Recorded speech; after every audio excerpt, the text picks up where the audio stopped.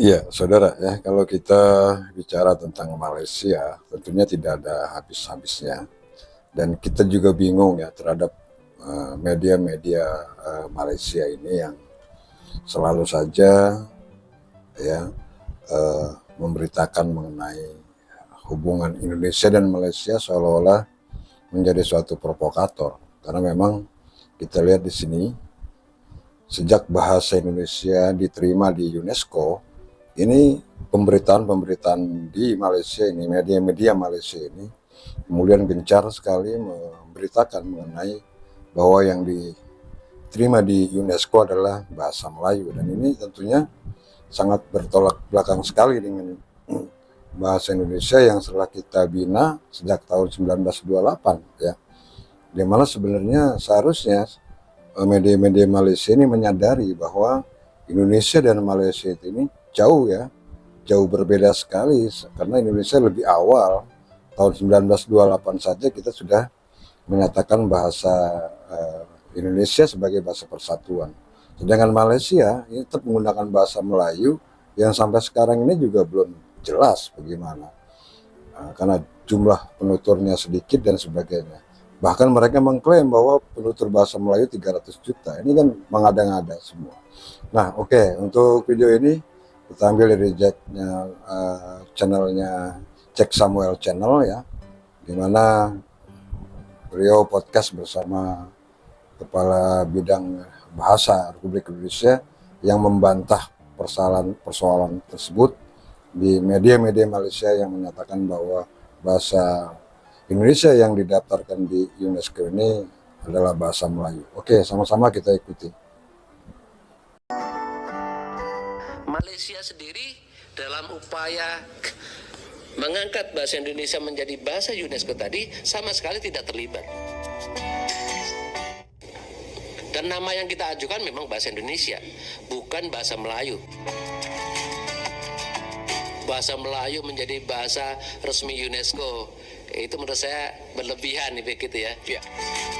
Kita yang bekerja keras kok dia yang mengaku-ngaku gitu kan, menurut saya agak lucu saja itu. 1926 para pemuda Indonesia mengadakan kongres pertama. Nah di sana sebetulnya sudah dirancang ya draft tentang Sumpah Pemuda. Butir 1, butir 2 tidak ada masalah. Ya. Tapi begitu masuk ke butir ketiga, draft yang disusun oleh Muhammad Yamin itu berbunyi, kami putra dan putri Indonesia menjunjung bahasa persatuan bahasa Melayu. Oh, awalnya bahasa Melayu. Betul, awalnya bahasa Melayu. Nah, lalu para peserta kongres para pemuda itu terbelah nih pendapatnya. Nah, kelompoknya Muhammad Yamin yang tadi, dan kelompoknya satu lagi yang digagas oleh Muhammad Tabrani. Muhammad Tabrani seorang jurnalis, orang Madura yang besar di Jakarta begitu, menjadi jurnalis dan pejuang kemerdekaan begitu. Ya. Dia tidak setuju menggunakan kata bahasa Melayu tadi. Karena apa? Itu tidak sinkron dengan apa yang di butir 1 dan 2. Oh iya. Ya, di urusan tanah air kita menyebut tanah air Indonesia, urusan kebangsaan Indonesia. Kenapa urusan bahasa jadi Melayu begitu? Nah lalu terjadilah jalan buntu sampai akhirnya perlu waktu 2 tahun untuk disetujui, sehingga diproklamirkan di 28 Oktober 1928 bentuk utuhnya menjadi yang sekarang, yang butir ketiganya itu berbunyi, kami putra dan putri Indonesia menjunjung bahasa persatuan bahasa Indonesia.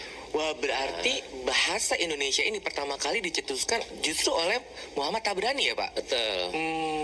Dan beliau ini tanggal 20 November kemarin oleh Presiden Jokowi diberi anugerah sebagai pahlawan nasional. Luar biasa, terima kasih atas jasa beliau ya Pak, jasa beliau ya.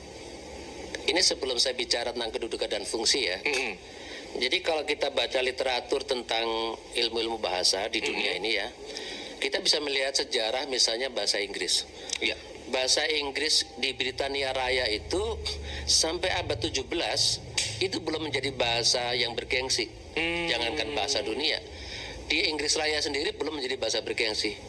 Di Inggris Raya ada 3 bahasa sekaligus. Bahasa parlemen, bahasa pemerintahan itu bahasa Perancis. bahasa untuk orang-orang yang di gereja khutbah itu menggunakan bahasa Latin, dan bahasa yang dipakai oleh masyarakat awam atau bahasa pasaran itu yang bahasa Inggris. Nah, lalu di awal-awal 1700-an itu pemerintah merasa perlu ya membuat semacam revolusi kebahasaan begitu, yang intinya adalah bahwa semuanya harus diubah ke dalam bahasa Inggris.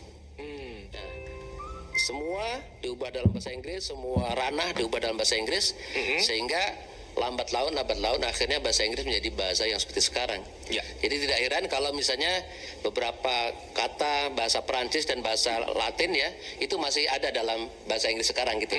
Karena memang dulu bahasa Latin, bahasa Perancis dipakai oleh orang Inggris. Gitu. Ya, ini terkait dengan upaya internasionalisasi bahasa Indonesia ini juga di beberapa media sosial nih, termasuk media massa nasional di Malaysia nih Pak. Ini negara tetangga kita ini ada tanggapan yang kurang menyenangkan nih Pak terkait dengan ditetapkannya bahasa Indonesia menjadi bahasa resmi sidang umum UNESCO. Kita bisa tampilkan nanti untuk beritanya begitu. Nah, bagaimana nih Pak?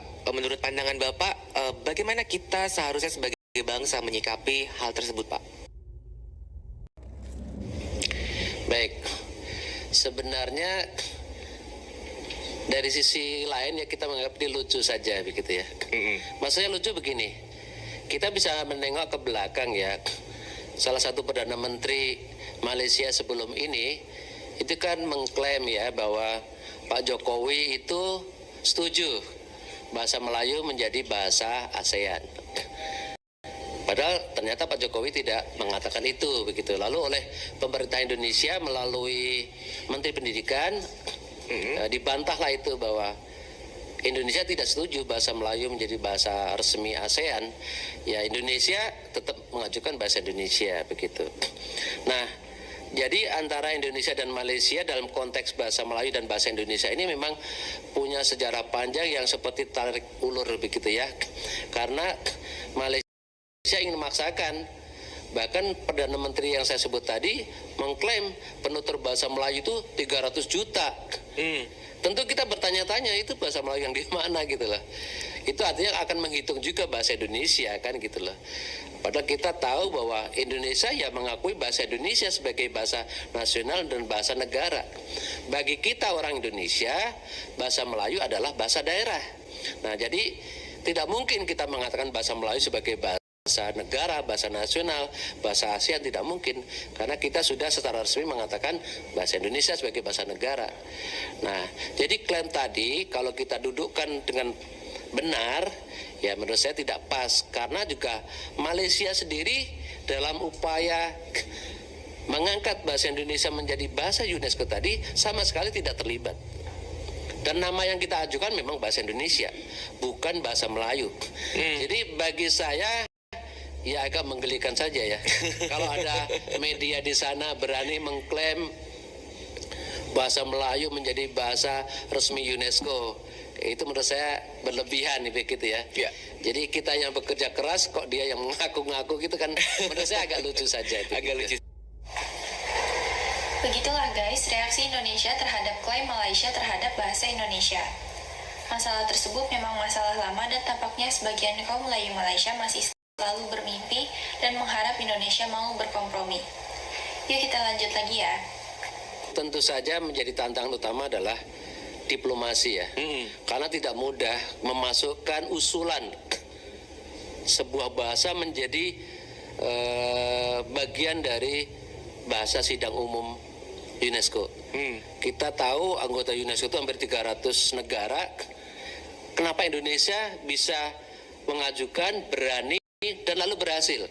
Nah, ini tantangannya tidak mudah. Tentu aspek diplomasi yang kuat ya menurut saya ya. Jadi kami di Kementerian Pendidikan bekerjasama dengan Kedutaan Besar di Perancis, Kementerian Luar Negeri dan juga dari Duta Besar tetap untuk UNESCO selalu bekerjasama untuk mengegulkan ini agar berhasil. Itu tantangan pertama. Lalu tantangan yang kedua, tentu tadi tantangan negara serantau ya seperti Malaysia dan Brunei begitu ya, yang selama ini dalam forum-forum yang ada itu memang sering kita ada ya dalam tanda petik perselisihan sedikit begitu ya. Ya, itu saudara satu buah video dari channelnya Jack Samuel TV yang mereka juga mereaksi dari tren Publika ya, dimana kita telah dengarkan bersama di situ dari pembinaan bahasa Indonesia yang setelah mengajukan ke UNESCO, kemudian bahasa Indonesia diterima di UNESCO, bahasa Indonesia ya, bukan bahasa Melayu, yang kemudian media-media Malaysia mengklaim bahwa yang didaftarkan oleh Indonesia adalah bahasa Melayu. Itu tentunya sangat berbeda sekali antara bahasa Melayu dan bahasa Indonesia, karena bahasa Indonesia penuturnya ini lebih banyak dibandingkan dengan bahasa Melayu. Jadi ini salah persepsi atau memang kesengajaan dari orang-orang Malaysia yang ingin ya mengakui kalau bahasa Indonesia itu adalah bahasa Melayu supaya mereka juga ikut terkenal, padahal mereka itu merdekanya belakangan daripada kita, artinya tuan Indonesia daripada orang-orang Malaysia. Tetapi memang seperti itulah ya, media-media Malaysia kerap kali membuat suatu pemberitaan-pemberitaan yang sangat kontroversi dengan masyarakat Indonesia. Padahal kalau kita lihat saat ini Malaysia sedang terpuruk dalam segala hal ya, baik tentaranya, ekonominya dan sebagainya dibandingkan dengan Indonesia. Memang karena Indonesia adalah negara yang besar, dan perlu kita ingatkan di sini bahwa barang siapa mengusik suatu bangsa termasuk Indonesia dalam satu bahasa, maka orang tersebut telah mengusik harkat dan martabat dari warga bangsa Indonesia itu sendiri. Dan jangan sampai ini bisa terulang kembali oleh orang-orang Malaysia, dan jangan sampai juga pemerintah Republik Indonesia nantinya hilang kesabaran, walaupun memang Indonesia sementara ini adalah pimpinan daripada ASEAN. Tapi tidak menutup kemungkinan kalau selalu dihina kemudian diprovokasi, ini bisa terjadi ya. Ini bom waktu, kapan saja akan bisa terjadi antara Indonesia dan Malaysia. Nah, oleh sebab itu maka ya kita bijak-bijak lah, kita berpandangan luas lah, bahwa memang bahasa kita ya begini, bahasa mereka ya seperti itu ya. Jangan disama-samakan, karena memang Indonesia dipersatukan oleh satu bahasa sejak tahun 1928.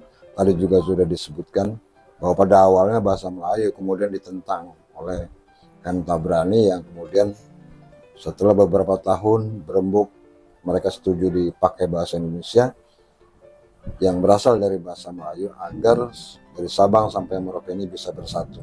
Jadi kalau dengan bahasa Melayu mungkin orang Jawa nggak mau, orang Papua tidak mau, orang Sulawesi tidak mau, yang mau ya orang-orang di Melayu Riau saja. Oleh sebab itu maka persatuan dan kesatuan tidak bisa diciptakan. Nah, dengan adanya pemberitaan-pemberitaan yang seperti ini dari media Malaysia, kita berharap kita bersabar saja ya, jangan sampai mereka terus-menerus. Dan silakan saja Anda berikan komentar-komentar yang positif terhadap video ini. Itu saja, kurang lebihnya saya mohon maaf, dan jangan lupa like dan subscribe channel Gerbang 7 ini agar channel ini di kemudian hari bisa berkembang. Terima kasih. Assalamualaikum warahmatullahi wabarakatuh.